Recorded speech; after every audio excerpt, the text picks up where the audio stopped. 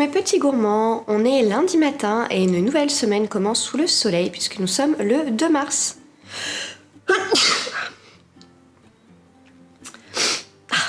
Ça y est, la pluie a enfin cédé le pas au soleil, à la lumière, aux petites fleurettes, aux oiseaux qui s'en donnent à cœur joie et franchement ça fait beaucoup de bien. Donc je me suis dit que pour commencer la semaine, on pourrait faire une balade qu'on n'a jamais faite dans un très joli endroit qui s'appelle la Vallée de l'Amitié, c'est à Saint-Lunaire, c'est une petite ville qui est juste à côté de Dinard.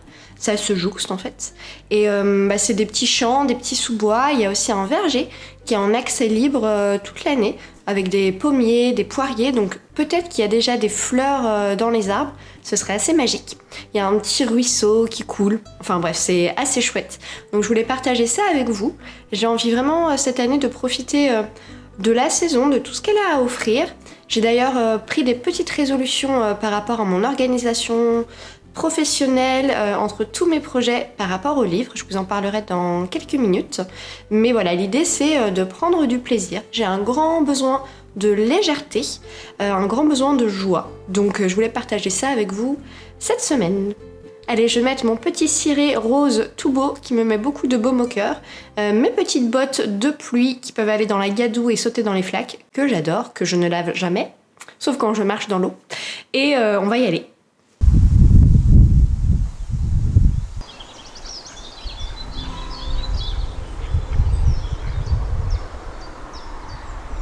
J'ai essayé de vous faire profiter du chant des oiseaux.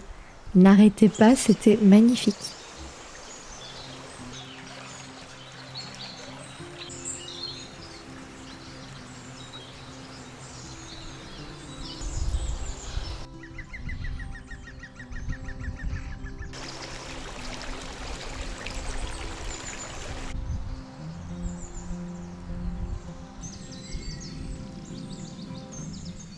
J'ai un truc avec les primes verts et les cours d'eau. Je sais pas pour vous, mais à chaque fois j'ai l'impression que potentiellement il va y avoir des fées. Genre j'ai encore 5 ans dans ma tête.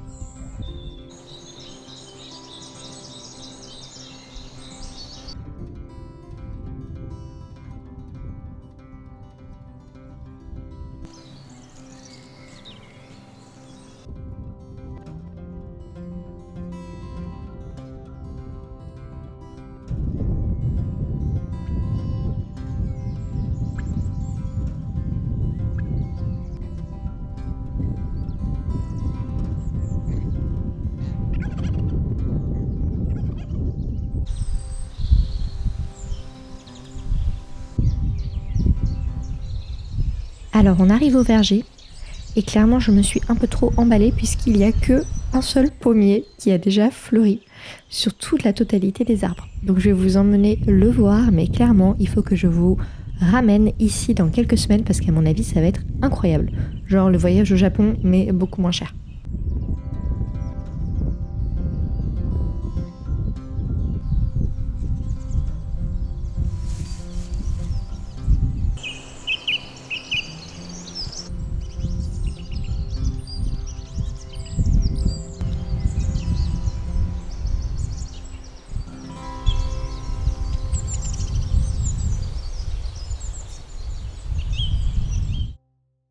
En rentrant à la maison, toute la pièce de vie était plongée dans le soleil et donc les chats sont hyper contents parce qu'ils adorent faire des siestes sur le tapis et se dorer la pilule. Donc moi je viens les embêter, c'est mon travail. Ça c'est Perceval, c'est un gros ragdoll. Il a bientôt 6 ans.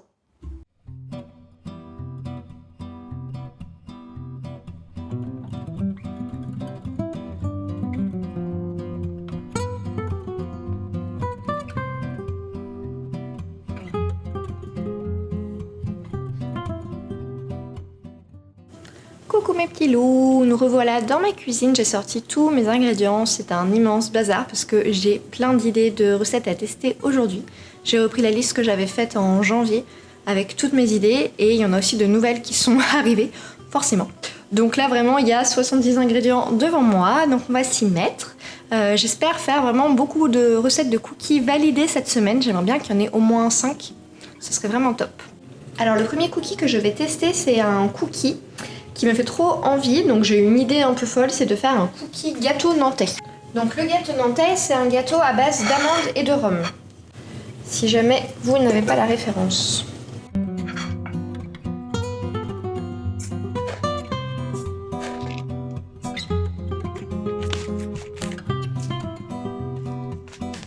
Oh, il est magnifique ce sucre, regardez.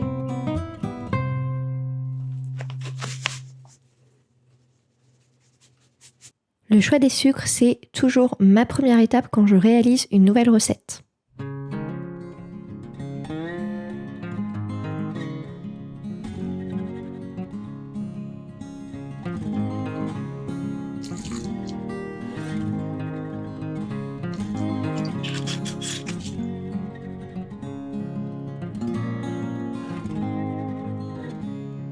On passe au cookie citron pavot.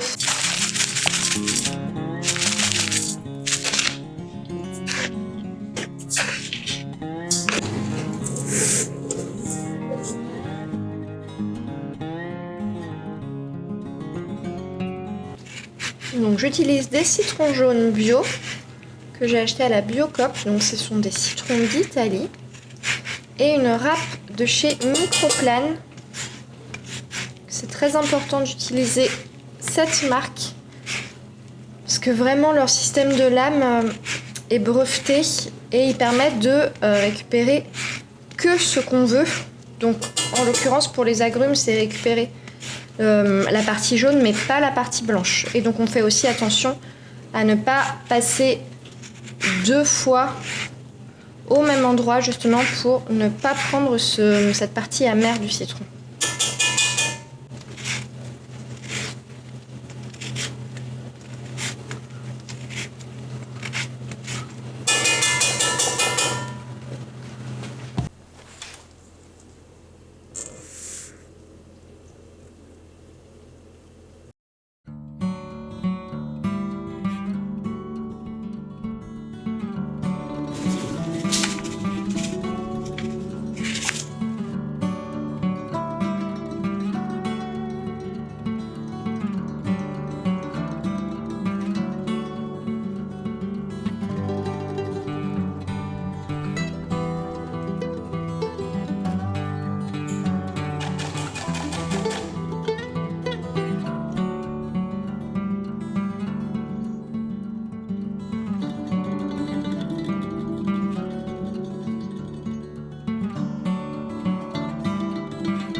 J'enchaîne avec une autre recette, des cookies chocolat noir amarena, donc les petites cerises confites d'Italie.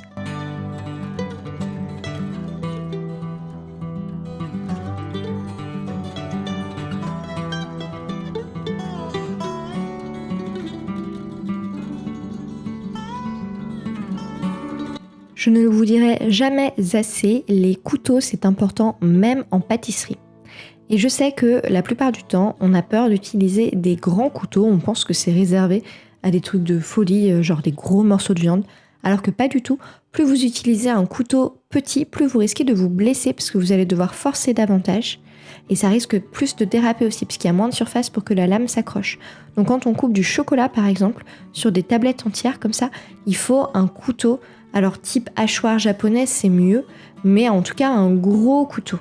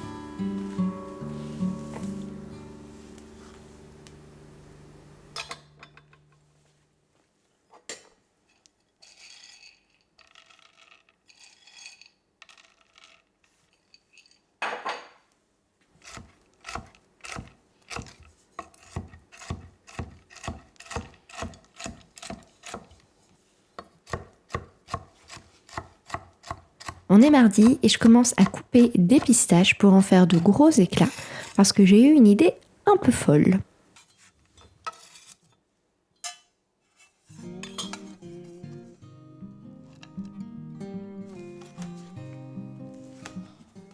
Donc vous allez voir dans quelques instants, je me suis dit que j'allais enrober les cookies chocolat Amarena d'une coque de pistache.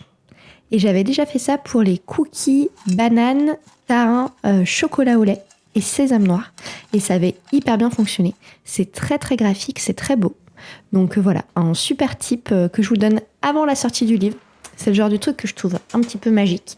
Mais ça me fait plaisir de vous le montrer ici parce que vous êtes quand même les gentils irréductibles qui regardez mes vidéos toutes les semaines et ça n'a pas de prix.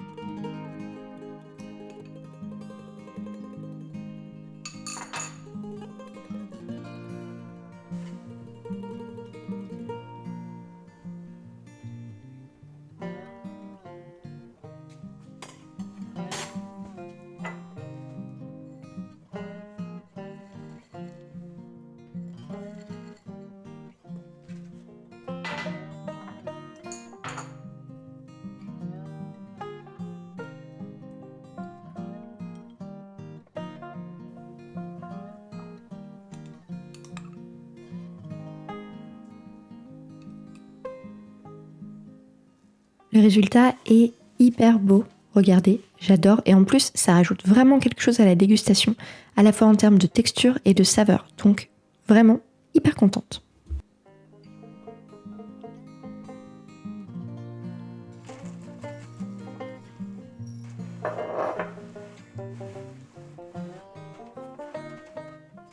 J'enchaîne avec une autre idée. Je voulais faire des cookies petit déjeuner et donc je fais du muesli maison en faisant griller de l'avoine avec de l'érable au four.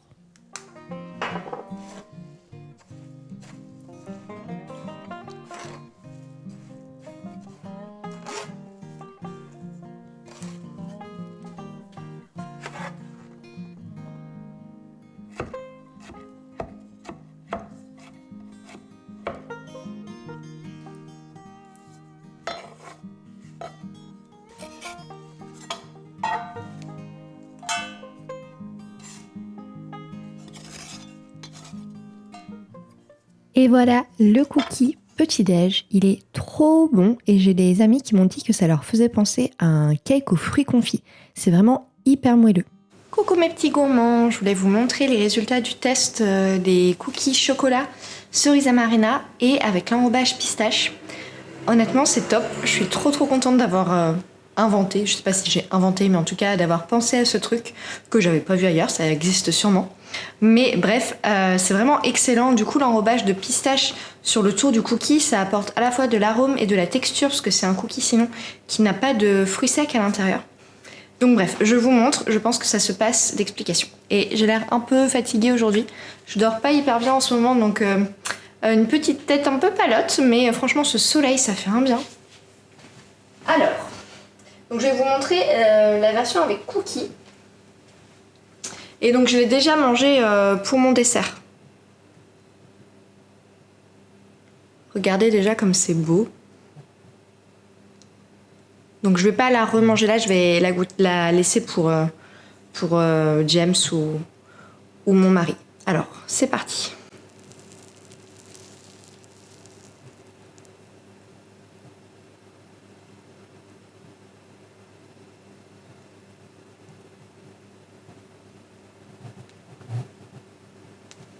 Donc vous voyez vraiment, on dirait un On dirait un brownie tellement c'est onctueux à l'intérieur. Il y a aussi des morceaux de cerise. Donc moi j'en ai pas mis des tonnes, mais je pense que je vais mettre une petite note dans la recette qu'on peut augmenter si on veut. Voilà. Bref, une petite merveille. Et là je vais cuire les autres cookies là, que j'ai préparés façon gâteau nantais. Donc j'ai fait torréfier des amandes et je vais aussi réaliser un petit glaçage. Je vais faire un cookie glacé, c'est la première fois que je fais ça. Pareil, j'ai plein d'idées. En fait je me baladais dans le supermarché pour faire les petites courses qui me manquaient là. J'ai des idées qui partent dans tous les sens, mais franchement c'est assez chouette. Bon bref, du coup on va faire ça.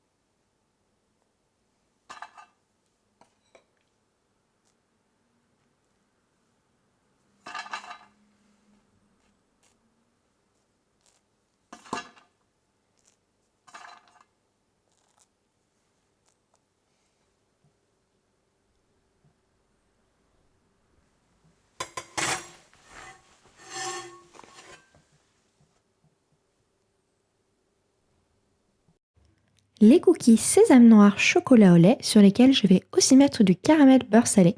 D'habitude je ne mets jamais de topping sur les cookies, mais là ça va vraiment marcher je pense. Me revoilà pour la dégustation du cookie façon gâteau nantais. Donc j'ai laissé refroidir la plaque dehors une petite heure. Et donc je vous montre, le glaçage a un peu séché. Alors, il y a une petite miette qui est tombée par terre. Il va falloir que je lance le robot après. Donc ils ont l'air hyper moelleux.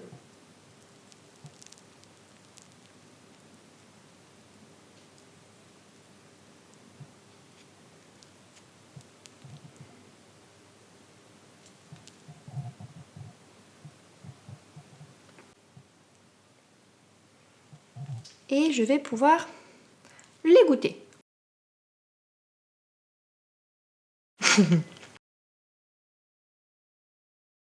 Alors c'est un tout petit peu scandaleux.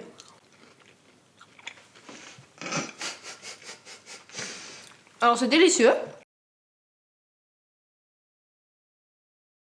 C'est absolument délicieux. Je sais pas quoi dire de plus.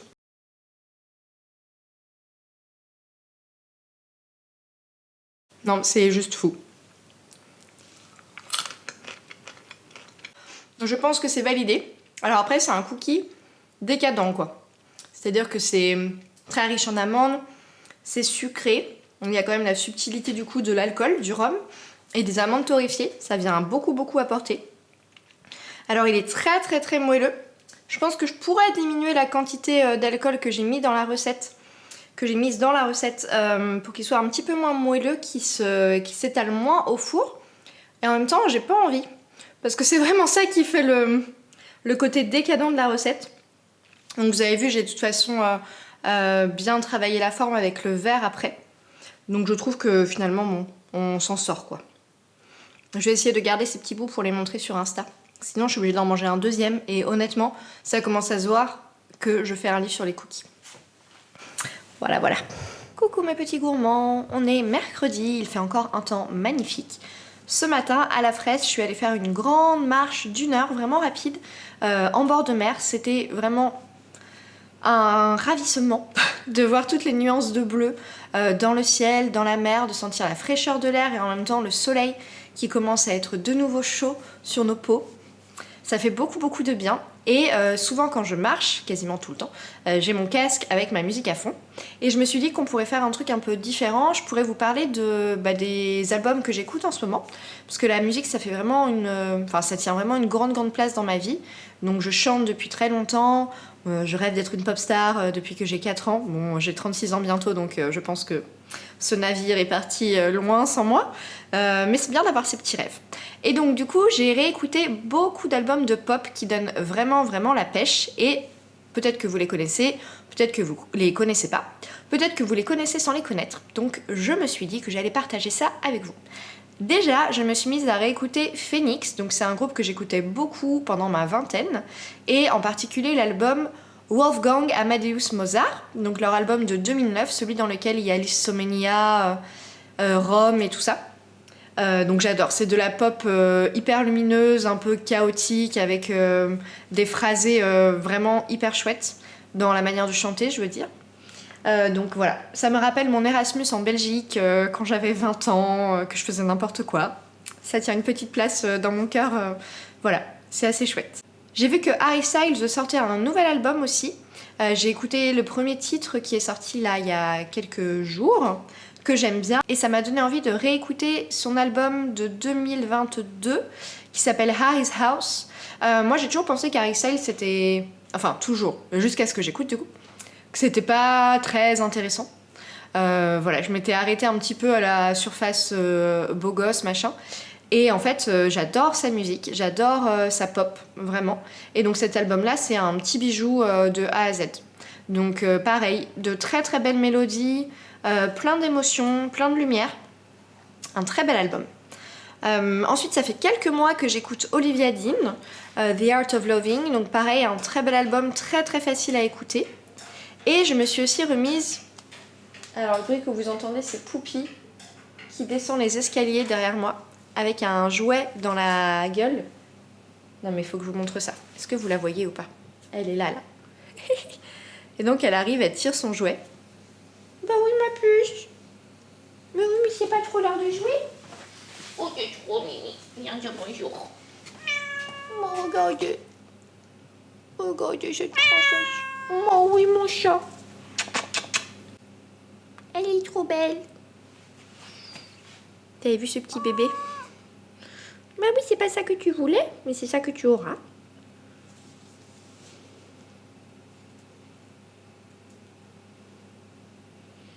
Moi, je sais. Attends, t'as des saletés. Allez, file.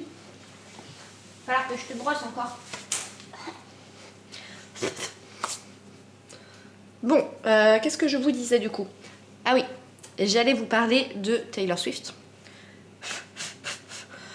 Forcément. Donc déjà, je me suis remise à réécouter Tortured Poets, que j'ai beaucoup écouté pendant une longue période de temps quand il est sorti. Et bien sûr, 1989, c'est un album que j'adore, et quand il fait beau et qu'on est en bord de mer, c'est inévitable d'écouter cet album-là. La couverture vous le montrera si jamais vous avez un doute, puisque on voit donc la mer avec des mouettes. Ça semble très nul dit comme ça, mais pour les Swifties par ici, vous saurez ce que je veux dire. C'est vraiment un album de fête, un album d'été. Voilà.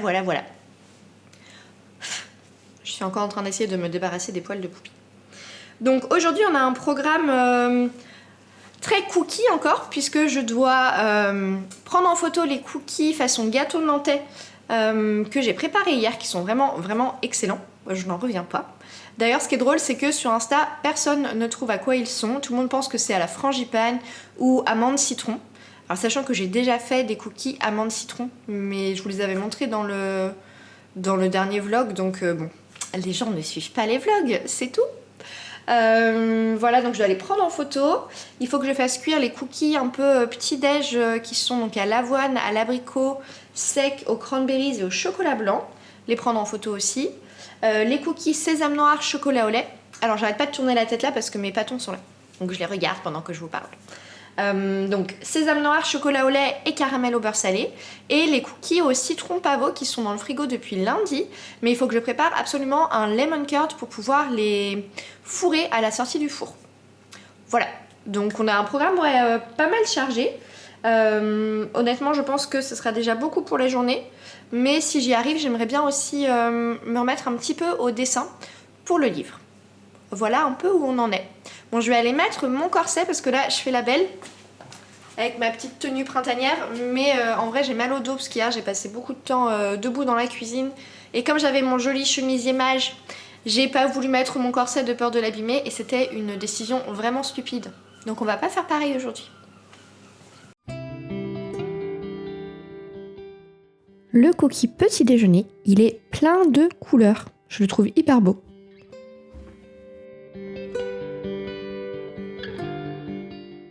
Le cookie sésame noir chocolat au lait, alors il a une drôle de couleur, hein, mais c'est presque joli. On dirait de la pierre en fait. C'est très naturel.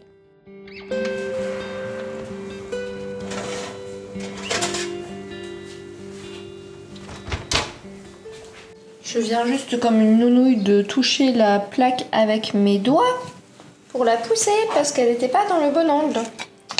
Voilà, voilà. Donc je mets le petit glaçage. Je préfère le mettre quand les cookies sont chauds parce que ça fait un joli effet de transparence après.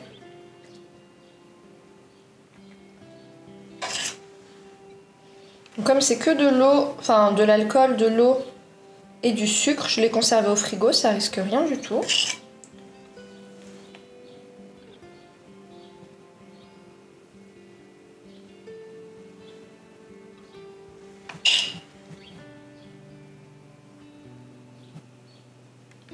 Et on va mettre une petite amande par-dessus.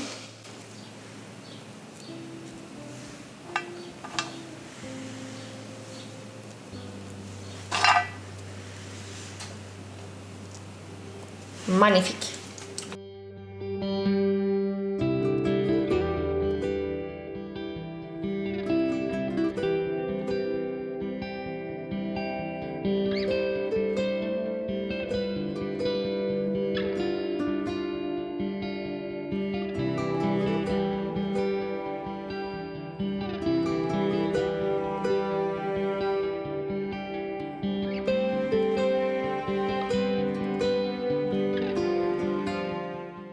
On va faire du lemon curd ensemble. Donc c'est une recette que j'utilise depuis très longtemps. C'est la recette de Cyril Lignac dans son livre Pâtisserie, je crois qu'il s'appelle comme ça.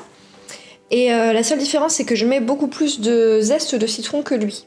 Parce qu'en général, j'en mets 3, alors que lui, il dit d'en mettre que un seul. Mais pour moi, c'est pas assez acidulé.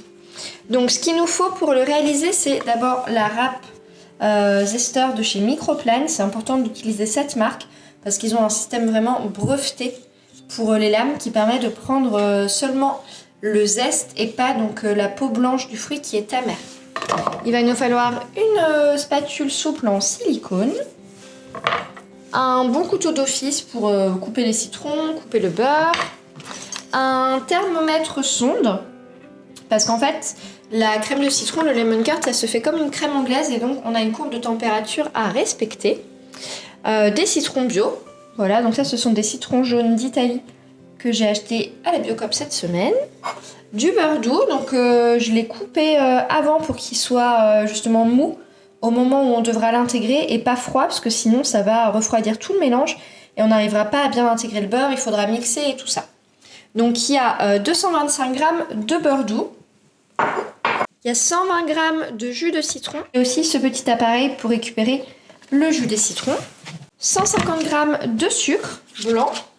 Il nous faut 3 œufs également à température ambiante. Donc en fait, il y a la même quantité de sucre que d'œufs, c'est 150 g. Il nous faut une feuille de gélatine, donc c'est 2 g réhydratée dans l'eau froide. Donc là, je l'ai mise il y a 15-20 minutes. Donc on va commencer par zester nos citrons et par récupérer le jus qu'on mettra ensuite dans la casserole. Par-dessus, on mettra le sucre. C'est important quand vous utilisez du sucre dans une préparation de toujours le dissoudre dans le liquide. Parce que si vous mettez d'abord le sucre et après le jus de citron, il va un petit peu moins facilement fondre.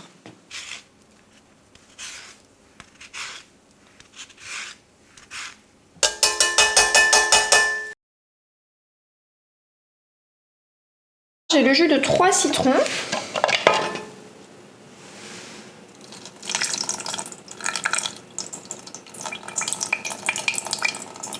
Il me faut 120 g. Du coup, j'en ai un tout petit peu plus, mais vraiment pas beaucoup, que je vais garder pour me faire un citron chaud tout à l'heure. Donc là, je vais mettre le sucre. Il me faut 150 g. Donc c'est le sucre que j'utilise. C'est du sucre vanillé maison, parce qu'en fait, je mets toutes mes anciennes gousses de vanille dedans. Du coup, ça sent trop bon.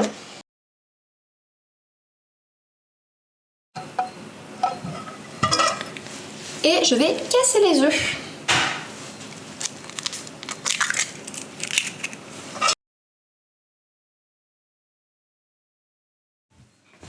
Et donc là, je vais passer à la cuisson. Donc on procède comme une crème anglaise, c'est-à-dire qu'on va essayer d'aller jusqu'à 82-83 degrés.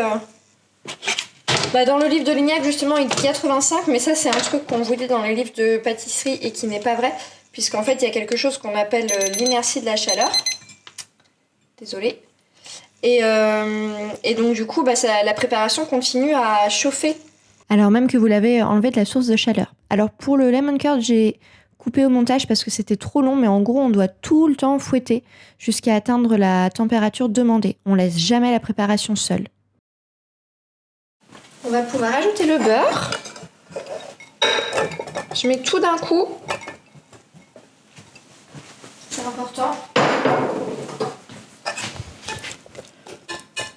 Et pour le moment, je vais le laisser fondre tranquillement, sans trop mélanger. J'essaye de l'enfoncer dans la préparation.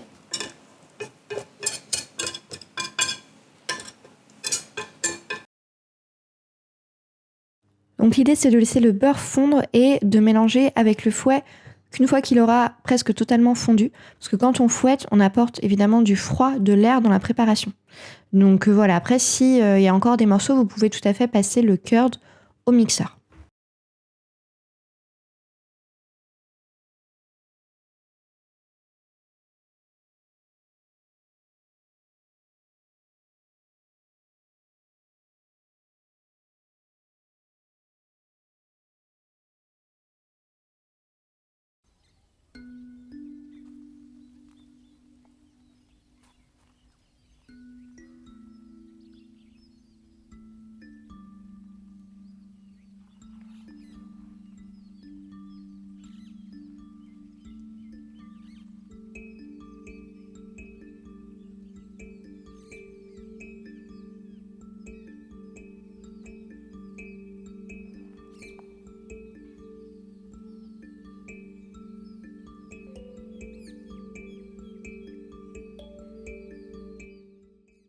Me revoilà, c'est l'heure de la dégustation.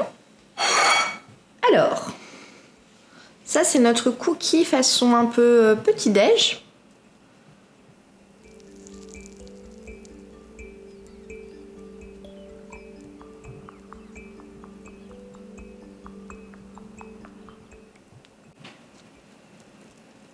Donc c'est bien moelleux, ça sent très bon.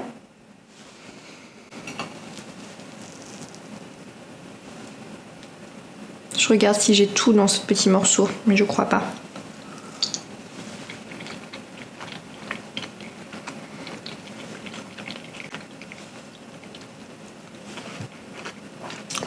C'est très très bon.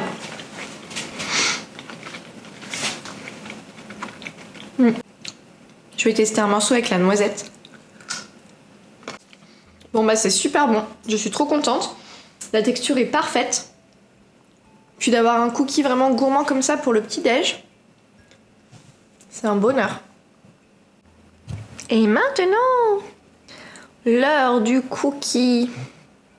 Sésame noir, chocolat au lait, caramel.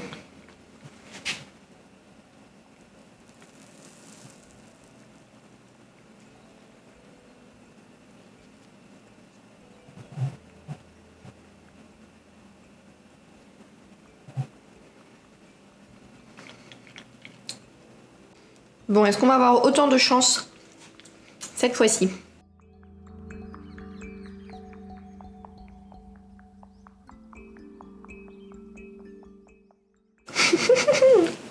Bon, je dois avouer que je suis pas peu fière. Ça fait déjà 3 nouvelles recettes vraiment excellentes cette semaine. 4 même. Et peut-être 5 si celle au citron a fonctionné. On verra.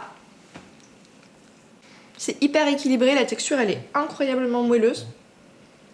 Oh, j'ai voulu le reprendre. Ça fait café.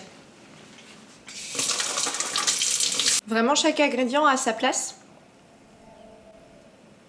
C'est excellent. Bon, maintenant il va falloir que je prenne tout ça en photo.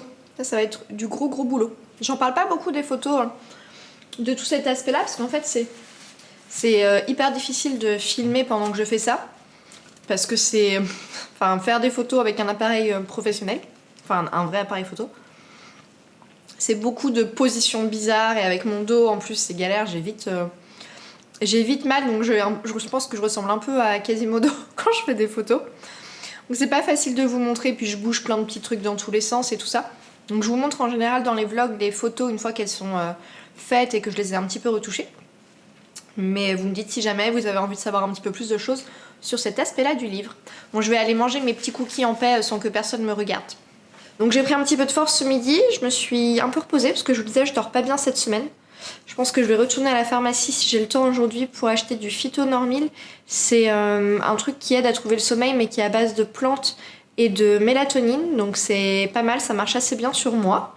Ça fait un peu plus d'1 an que j'ai vraiment un sommeil qui est pas très solide on va dire. J'ai des périodes où je dors bien et puis d'autres où vraiment je dors pas bien.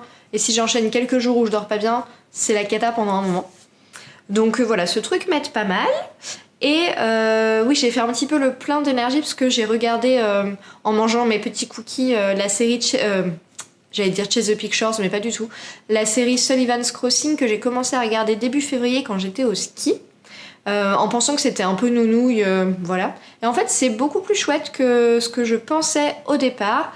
Déjà, l'actrice principale que je trouvais vraiment pas très charismatique ni sympathique dans les premiers épisodes, elle l'est beaucoup plus avec le temps. Je pense aussi qu'il y a un effort qui a été fait sur sa colorimétrie. C'est un peu bête de dire ça, mais dans les premiers épisodes, elle était un peu transparente, quoi. Je pense qu'il la maquillait pas bien, il l'habillait pas bien. Donc là, elle est beaucoup plus présente à l'écran, on s'y attache beaucoup. Et on retrouve aussi Chad Michael Murray, donc l'acteur de nos séries adolescentes, les frères Scott et tout ça. Alors il joue un peu tout le temps le même rôle du mec beau, parfait, gentil, profond et tout ça. Mais franchement, pourquoi pas, ça se prend.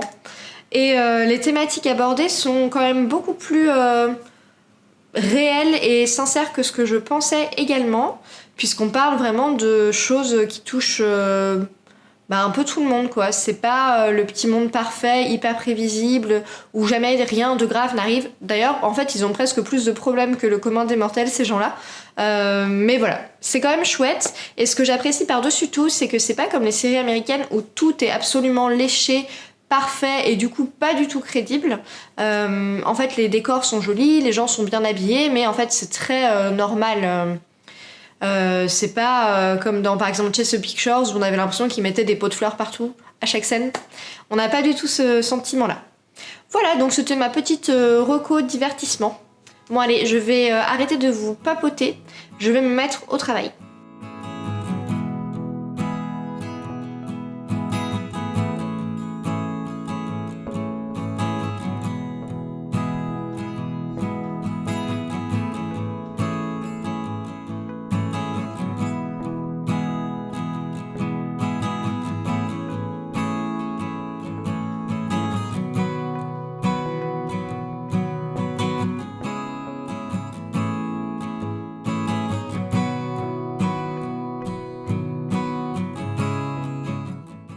Bon, troisième dégustation de la journée, je n'en peux plus. Mais il va falloir.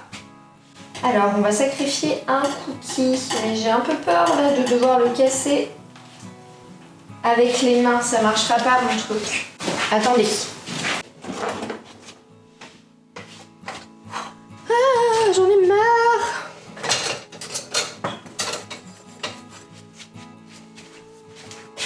Oui, je pense pas pouvoir le casser avec les mains parce qu'il y a du cœur dedans. Mon petit cookie au citron. C'est dangereux. Attendez. J'ai pas de courage aujourd'hui. On est prêt ou on n'est pas prêt? Est-ce que le zoom est fait? Est-ce que la mise au point est faite? Allez, on y va. Ça va mettre des miettes partout. Je le sens pas du tout. Ça se casse de partout. Mais c'est très joli. Ça sent trop bon le citron. Ah! C'est la dégustation la plus chaotique de tous mes vlogs. Ça marche ou ça marche pas? Je sais pas.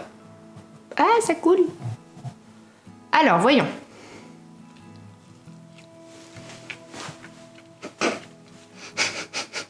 Je vais faire une compilation de mes têtes bizarres. de quand je mange un cookie que je valide. C'est clairement la raison pour laquelle je fais un livre sur les cookies. Puisque j'ai quand même un peu de talent, faut bien le dire. Alors le curd ajoute vraiment beaucoup, à la fois en termes de texture et de saveur. Par contre, je n'en peux plus de manger autant. Dit-elle en continuant de manger. Comme si on la forçait. En même temps, je suis obligée d'être sûre que vraiment c'est bon. Parce que je suis pas du genre à mettre des recettes à moitié bonnes dans les livres en disant genre « Ah, vous allez trop vous régaler !» Et je vous fais perdre votre temps, votre budget, acheter des trucs qui servent à rien parce qu'à la fin c'est pas bon. Je vais boire un petit peu d'eau et je vais vous parler d'un truc après. Alors oui, le truc dont je voulais vous parler, j'ai décidé que c'était mon jour de la semaine où j'étais en mode boîte à papote. Et en même temps, c'est un jour où j'ai l'impression que j'ai vraiment du mal à aligner 3 phrases sans devoir me reprendre. Mais peut-être que je suis dans cet petit état de vulnérabilité positive qui me permet de vous parler de ça. Depuis que j'ai commencé à faire les vlogs de manière très régulière, vous devez vous en douter, je suis confrontée à mon image plusieurs heures chaque semaine, puisque monter les vlogs ça prend du temps. Et du coup c'est pas forcément super, puisque je vois des choses que je ne remarquerais pas si juste je faisais mes journées en regardant dans le miroir le matin, 2 fois dans l'après-midi et puis le soir quoi. Notamment je remarque des rides, enfin des ridules qui s'installent et je bug là-dessus. Alors je suis un petit peu en colère contre moi. J'ai toujours pensé que je serais le genre de femme très gracieuse par rapport à l'âge en fait. Et en fait pas du tout. Je suis le genre de femme qui potentiellement je pense peut se transformer en Kim Kardashian. Voilà. Et du coup je voulais vous partager une ressource. Alors c'est une fille que j'ai trouvée sur Insta. Qui est trop marrante. Donc elle a 42 ans. Elle s'appelle The Real Jen Life. Bon, je vous partagerai son profil. Je sais pas si vous voyez quelque chose là. Et du coup, en fait, elle parle du vieillissement naturel, en fait, de la peau, du visage et tout ça. Et qu'en fait, c'est effectivement une chance de pouvoir vieillir, de voir son corps évoluer, son visage évoluer, et que c'est aussi le reflet de toutes les expériences de vie que l'on a. Donc j'essaye de me rappeler ça plusieurs fois par jour. Je flirte quand même avec l'envie de prendre un rendez-vous avec un médecin esthétique, juste pour mettre du botox. Enfin, j'en sais rien, j'y connais rien en fait. Genre mettre juste de l'acide hyaluronique ou j'en sais rien du tout, mais un truc pour Marie du Lion qui me fait vraiment bugger parce que je me rends compte que même quand je fais rien, elle est là. Et bref, je remarque aussi toutes les asymétries du visage que je connaissais déjà, mon nez un peu tordu, ma bouche qui part dans un sens. En fonction de l'angle, j'ai l'air d'avoir une tête de gros poisson. Alors c'est pas du tout une partie de la vidéo où je vous dis ça pour que vous me disiez « Mais non, Pauline, tu es ravissante !» C'est juste parce que je pense qu'on est potentiellement plus ou moins tous confrontés davantage à notre image aujourd'hui qu'il y a 5-10 ans. Franchement, quand je pense aux ados qui grandissent en ce moment, l'angoisse quoi. C'était déjà tellement difficile de s'accepter quand on était ado. Aujourd'hui, je me dis avec tous les standards de beauté, même ne serait-ce que, sans parler de médecine esthétique, ne serait-ce que l'industrie du maquillage, nous si on avait un petit gloss, une petite ombre à paupières pailletée de chez Sephora, c'était l'Amérique quoi. Voilà, c'était ma partie je suis vieille. Est-ce que vous aussi vous êtes confrontés à ça ? Si vous avez des choses que vous pouvez partager avec la communauté féminine par ici, où est-ce que vous trouvez votre force si c'est quelque chose qui vraiment vous passe par-dessus la jambe. Petit espace de discussion entre femmes que j'ouvre. Et d'ailleurs c'était rigolo hier parce que j'en ai un tout petit peu parlé à mon cours de pilates parce qu'il y a des femmes un petit peu plus âgées que moi, certaines beaucoup plus âgées parce qu'il y a une femme qui a je pense 80 ans. Et c'est rigolo de voir en fait que dès qu'on ouvre ce sujet-là, tout le monde a plein de choses à dire. Et je trouve ça assez chouette. Voilà. J'avais pas fait de plan pour cette petite partie de la vidéo, vous vous en doutez, il n'y avait pas d'intro partie 1, petit A, petit B. Donc c'est un peu parti dans tous les sens. Mais dites-moi si juste ça vous a fait penser à des choses. Coucou mes petits gourmands, je vais conclure le vlog qui a été très long, en même temps 5 recettes de cookies, C'était sûr que ça allait prendre un peu de temps. Merci si vous l'avez regardé jusqu'au bout. Je voulais finir en vous parlant d'un sujet qui est assez important pour moi en ce moment, c'est ce qui se passe sur mon Patreon. Patreon, c'est la plateforme où normalement tous les mois je partage des tutos vidéos, des fiches recettes de desserts que je crée. Donc avec des gens qui sont là, soit de manière gratuite et qui ont accès plutôt du coup à des billets d'humeur sur un peu les coulisses de l'entreprise et tout ça, soit avec une contrepartie financière. Donc il y a 3 paliers, 3€, 5€, 8€. À chaque fois il faut rajouter la TVA que moi je ne paye pas mais qui est prise par Patreon. Donc c'est pas un montant que je touche, donc c'est 20% à chaque fois sur le prix de l'abonnement. Désolée, je rentre un peu dans les subtilités, mais que vous compreniez comment ça marche si vous ne connaissez pas. Et donc sur Patreon, j'ai décidé là que pendant les 2 mois à venir jusqu'au début mai, je n'allais pas partager de nouvelles recettes pour pouvoir vraiment être sur le livre, parce que j'ai encore beaucoup de travail à la fois de créa de recettes. Là on est à 17 avec les 5 de la semaine, mais aussi de photographie, de rédaction des recettes, d'illustration, parce que j'aimerais bien mettre une petite touche illustrée par mois dans le livre, et bien sûr toute la logistique du livre, la campagne Ulule, l'impression, les produits dérivés si j'arrive à en faire. Donc il y a un gros boulot. Donc, qu'est-ce que je veux vous dire, c'est que comme je ne crée pas de nouvelles recettes sur Patreon, j'ai décidé qu'en contrepartie, j'offrais des formations. Donc c'est très intéressant financièrement, puisque pour le premier niveau d'abonnement à 3€, j'offre mon intégrale sur mes recettes de biscuits qui vaut 12€ sur ma boutique en ce moment. Pour le deuxième niveau, j'offre mon livret sur les cookies qui vaut 20€.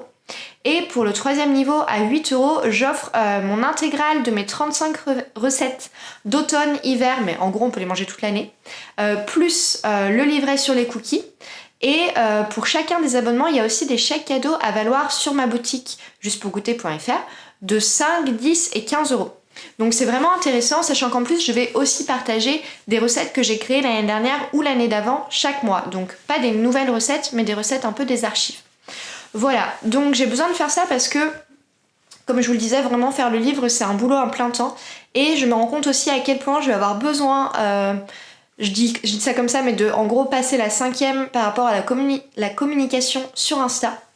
Parce que honnêtement c'est très complexe Insta en ce moment et ça m'inquiète pas mal que je fasse en gros tout ce boulot, tous ces investissements financiers et que derrière au moment où je lancerai la campagne sur Ulule, bah il y ait personne quoi. Donc un peu un travail d'introspection cette semaine aussi par rapport à ça. C'est vrai qu'être créateur sur Insta c'est difficile. Quand je parle de créateur, je parle vraiment de créateur et là je vais avoir l'air peut-être un peu rageuse, mais je parle pas d'influence. Parce que pour moi, être influenceur, ce n'est pas un métier de création, même si je sais qu'ils font du montage vidéo, qu'ils doivent trouver des idées, etc. Je parle des créateurs qui sont là à essayer de partager des choses qu'ils ont fait eux-mêmes, avec leurs mains, avec leur cerveau, pour essayer de faire du bien autour d'eux. Et pour moi, c'est pas pareil que l'influence. Et l'influence, ça se porte très bien sur Insta. Voilà, mais la création, beaucoup moins. Il y a pas mal de boutiques de petites créatrices qui ferment leurs portes ces derniers temps. Aussi des créatrices qui se portent très bien, donc c'est pas toujours facile à voir quand on est de l'autre côté de la barrière, parce que c'est un travail en effet de remise en question permanente. Et donc j'ai décidé qu'il allait falloir prendre le taureau par les cornes et montrer ma tête tout le temps, parler des cookies tout le temps, faire des réels tout le temps. Donc va falloir que je pioche en moi pour avoir de la créativité par rapport à tout ça, parce qu'en fait ce livre c'est un peu pour mon entreprise un palier quoi. En gros ça passe ou ça casse. Si le livre n'est pas un succès, je sais pas trop ce que je vais faire après pour être tout à fait honnête. Donc cet espace étant un espace de partage totalement sincère, j'avais envie de vous dire ça. Donc si jamais vous aviez envie de vous abonner à mon Patreon, bah c'est vraiment le moment de le faire en ce moment et pour moi ça me permettra de créer un petit peu plus sereinement. Je vous laisse, je vous dis à la semaine prochaine, je vous dis merci d'avoir regardé ce long vlog. La semaine prochaine on va continuer à créer de nouvelles recettes. Ne vous inquiétez pas, j'ai beaucoup d'idées et j'espère pouvoir reprendre l'illustration. Ça c'est pas quelque chose que j'ai réussi à faire cette semaine, mais célébrons les petites victoires. À la semaine prochaine!